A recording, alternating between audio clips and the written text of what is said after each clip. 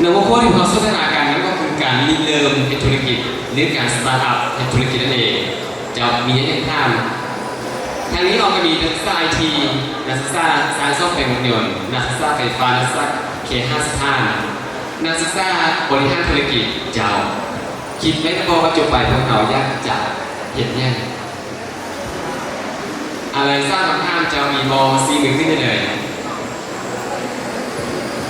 และสำหรับคำถามท่านหนึ่งที่ส่งมาทางวอทแอปเราก็คือทานหนังสือบันคำจะเดี๋ยวพวกเราจะเอาพวกฟันมองให้ตามองให้เลยเนาะเดี๋ยวปฏิบัติสร้างคำถามเดี๋ยวไปข้อระบาดเดี๋ยวก็ให้งานจะสร้างสมาเข้าเห่าเนาะดึงน้องไปเอาปืนยูบูนออซอกโกมองให้ทางหนังสือบันคำได้เลยจะมองเลยถ้าจริงได้จริงครับจริงเนาะอันนี้แหละเจ้ามอครับเองเลยเนาะมอครับเองทีก็จะไล่มอครับเองเลยเดี๋ยวมีเราได้ที่ชาติดึงเราไม่เสื่อม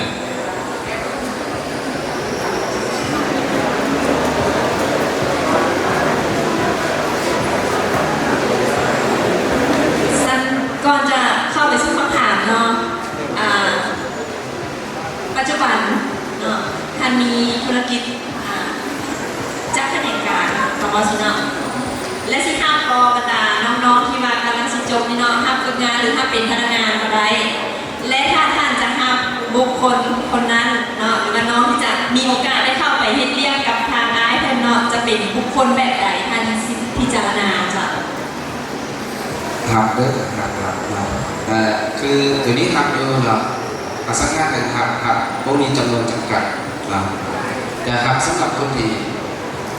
มีคุณสมบัตินั่นก็คือคนที่รู้มันคนที่มีความหมายคนที่มีความฟัง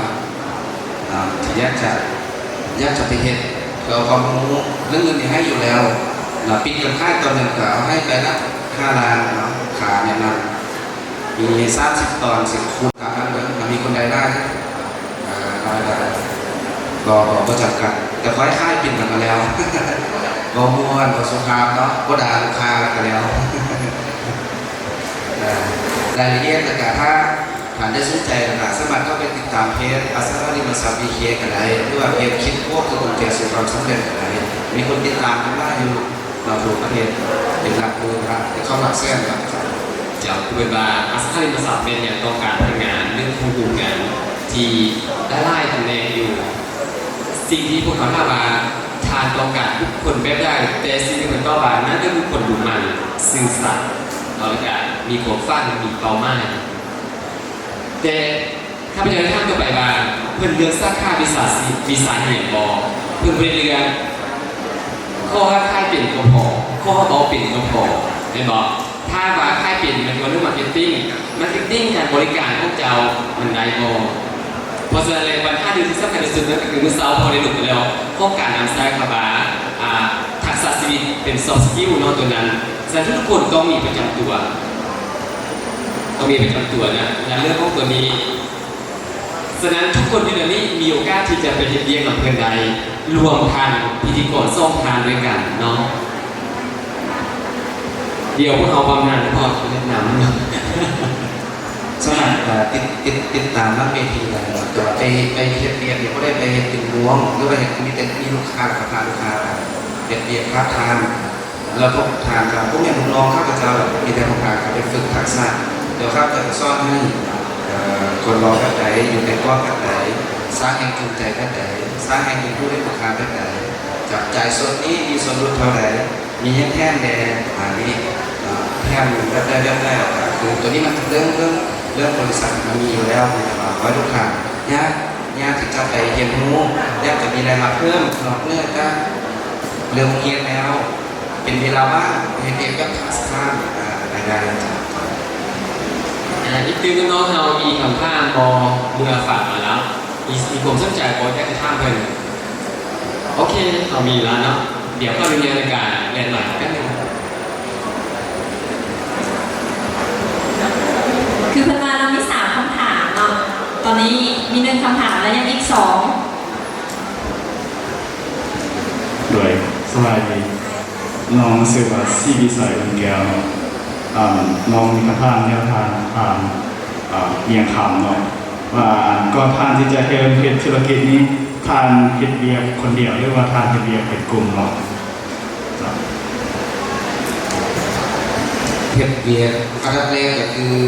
อันดับแรกเป็นโปรเจกต์ของเขาเข้มแข็งขึ้นต่อมาปุ๊บเราก็ต้องมีทีมมีทีมมีพนักงานเนาะถ้าว่า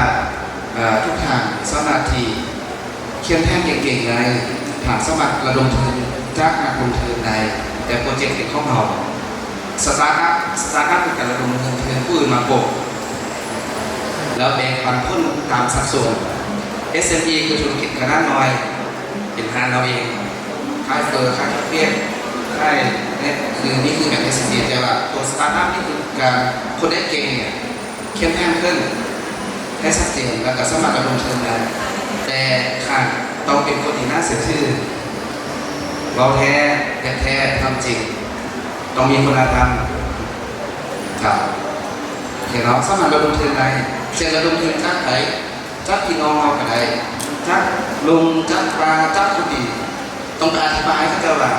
อันนี้คือการลงทุนลุงเช่นนี้บ้านเช่นนี้เอาทุนมายกตัวอย่างว่าเอาลงทุนประมาณปีนึงแต่ว่าเดี๋ยวนี้เขากำไรประมาณ20%หรือ50%แต่ยี่50%เราดูมาได้มาโปะแต่ต้องมีแผนชัดเจนเราเห็นชัดเจนเราดูกันเจ้าจะมีคนให้ขึ้นบนนอกเจ้าผมสรุปแล้วก็คือว่าทุกอย่างการทำธุรกิจต้องให้เรียนเป็นทีมเนาะเป็นทีมเพราะว่าถ้าจะออกไปแล้วงานเดี่ยวบอสามารถนำคนเป็นเดี่ยวไม่ตัวเดี่ยวบอสามารถมองเป็นปลาได้เนาะและนำคนเป็นเดี่ยวบอสามารถที่จะเป็นหลักฐานได้เจ้าอีกทีของท่านซ่อมของท่านน้องนักที่แยกจะท่ามเนาะ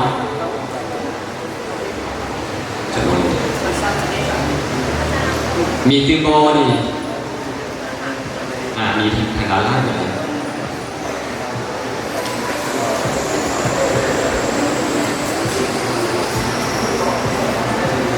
สวัสดีเนาะมันถามว่าการเริ่มต้นธุรกิจมันมีความเสี่ยงเนาะแล้วสาเหตุที่มันเสี่ยงย้อนเนี่ยแล้วเราจะจัดการความเสี่ยงให้มันเสี่ยงน้อยที่สุดเป็นความคิดเห็นได้ทุกธุรกิจมีความเสี่ยงแต่สิ่งที่เสี่ยงที่สุดก็คือเวทเลยอะไรแต่เราต้องเอามาป้องกันความเสี่ยงเวลาลงมือนั่นก็คือแผนธุรกิจต้องให้ชัดเจนยกตัวอย่างเราสิเพื่อนถ้าผู้มีแบบเขาก็ปลุกมั่วเลยบางเกิดกับแล้วบางเกิดกับแล้วปลุกไปมาไปปลุกไปแปลงไปขับไปมาไปแค่นี้เนี่ยในหมู่ไร่คนก็เป็นกำนันธุรกิจเช่นเดียวกันถ้าผู้มีแผนธุรกิจชัดเจนผู้มีที่ปรึกษาทางการกฎหมายผู้มีที่ปรึกษาทางการการตลาดเขาก็มีโอกาสล้มละลายได้คือประสบการณ์ข้าพเจ้าผ่านมารับไม้ธุรกิจล้มละลายย้อนมาเขาผู้มีแผนธุรกิจเฮ็ดตามอำเภอใจของเขาจะเฮ็ดเขาก็เฮ็ดเขาก็ได้ศึกษาและคำนึงถึงสิ่งแวดล้อมเขาก็ได้ศึกษาและคำนึงถึงว่าการตลาดลูกค้าต้องการสิ่งไหนเรื่องสินค้าเนี่ยจะเห็นแต่ถ้าเรามีแผนชัดเจนเขาศึกษาสิ่งแวดล้อมเขามีที่ปรึกษาและเขาเห็นสิ่งที่ลูกค้าต้องการแก้ไขลูกค้าใดธุรกิจเขาก็มีเจงเส้นเป็นตัวอย่างเพื่อคลินิกคือการแก้ไขคนมันบอกคลินิกเนี่ยคือการแก้ไขคนเจ็บไปแล้วแก้ไขคนเจ็บดีแล้วก็ได้เงินมาแล้วมีอย่างแบบคลินิกรถการล้างรถนี่เป็นคลินิกเลยบอกง่ายๆสารรถเนี่ยคือเป็นยังไงสารแปลงเพื่อแก้ไขให้ลูกค้าและมีคุณธรรมผู้แม่มาเขาก็งงลูกค้าผู้นี้ก็เราราคาเลยสิ่งของอะไรเนาะอันนี้ก็เป็นสิ่งสำคัญในส่วนหนึ่งคือว่าเอาอะไรดูเรื่องจุดนี้ให้ได้จะอีกเรื่องหนึ่งคำท่ามเจ้าในแล้วการทีว่าธุรกิจทุกอย่างของมันมีของการเจงและการตัวเจงแต่ให้จะได้ที่จะให้มันเจงให้น้อยที่สุดคือเป็นการพวกเราต้องมีแผนการนอนให้มันครบถ้วนเราต้องศึกษาเกี่ยวกับเรื่องสภาพแวดล้อมพร้อมศึกษาเกี่ยวกับกลุ่มเป้าหมายพร้อมเน้นไปด้วยกับกลุ่มพวกเราต้องรู้จักกฎหมายธุรกิจพร้อมเนาะโอเคอีกเรื่องหนึ่งคำท่ามเจ้ามีพออีกเรื่องหนึ่งคำท่าม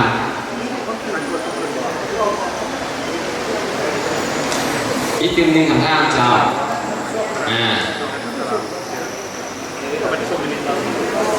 เหมือนระบอนี่เหมือนทางเรียกว่าจะมีทางFacebook ของทาง Facebook บนน้องนี่ เอาเสนอทำตัวนิ่งเนาะ เจ้าโบเป็นแต่สามจอเลยเนาะเมื่อกี้ไอ้เพื่อนก็ให้คำแนะนำเนาะเกี่ยวกับเรื่องถ้าว่าในเมื่อธุรกิจมันได้กำไรหลายได้กำไรหลายแล้ว ถ้าจะไปลงทุนต่อหรือว่าในการบริหารเนาะทางด้านเงินทุนกำไรเองสิเป็นลงทุนใหม่เนาะสิเพิ่มทุนมีการคิดไล่จังไหนจัดสรรจังไหนสัดส่วนเลย